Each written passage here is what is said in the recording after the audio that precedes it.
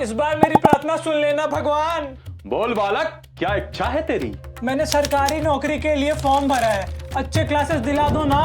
मिल जाएगा, study notes भी, वो भी मिल जाएंगे, अच्छे प्रैक्टिस क्वेश्चंस भी। ये प्रार्थना भी सुन ली।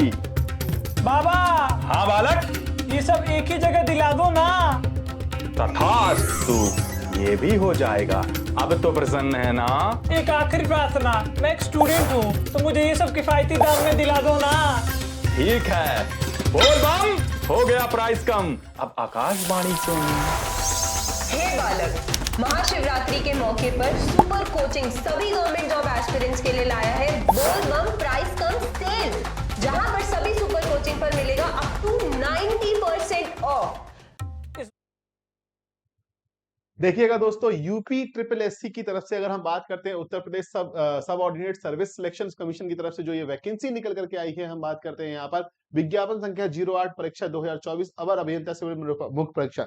इसके लिए सबसे बड़ा एक इश्यूज आ रहा है, बच्चों का कहना है कि सर क्या पीईटी अनिवार्य है या नहीं है। इस कंडीशंस में देखते हैं, तो अगर मैं इस नोटिफिकेशंस के पहले ही पेज पर जाता हूं और एक बहुत ही प्यारी सी लाइन यहाँ पे लिखी हुई है कि अगर हम देखें अवर अभियंता सिविल मुख्य परीक्षा, अगर हम बात करें मुख्य परीक्षा बोला जा रहा है तो मेंस एग्जामिनेशन है, मतलब प्री एग्जामिनेशन कहीं ना कहीं कंडक्ट होना चाहिए। तो प्री एग्जामिनेशन के रिगार्डिंग क्या लिखा हुआ है कि भैया अगर हेतु अभ्यर्थियों की शॉर्ट लिस्टिंग उनके प्रारंभिक अहर्ता परीक्षा 2023 यानी PET preliminary eligibility test PT 2023 के स्कोर के आधार पर की जाएगी, अतः इस परीक्षा में प्रतिभाग हेतु केवल वही अभ्यर्थी ऑनलाइन आवेदन कर सकते हैं जो प्रारंभिक अहर्ता परीक्षा 2023 में हम बात करते हैं एक वैलिड स्कोर रख रहे हैं। अगर आपका इस एग्जामिनेशन में स्कोर निगेटिव है या आपका इस एग्जामिनेशन में स्कोर जो है नॉर्मलाइज होने के बाद शून्य भी आ रहा है, तब भी आप यहाँ मुख्य परीक्षा के लिए शॉर्ट टेस्टेड नहीं किए जा सकते हैं। तो ये लाइन जो है वो यहाँ पर अपने आप में सारी चीजें यहाँ पर डिफाइन कर रही है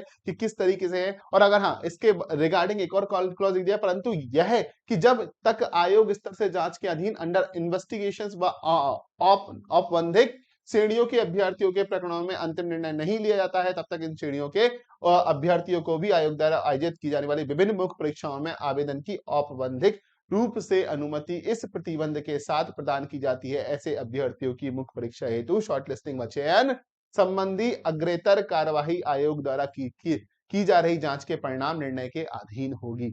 मतलब जो भी हम बात करते हैं यहाँ पर जो अंडर इन्वेस्टिगेशन जो चीजें चल रही हैं, अगर ऐसे कैटेगरीज प्रोविजनल कैटेगरीज के लोग यहाँ पर अप्लाई कर देते हैं तो जो फाइनल डिसीजन होगा उसके बेसिस पे इनकी बात की जाएगी।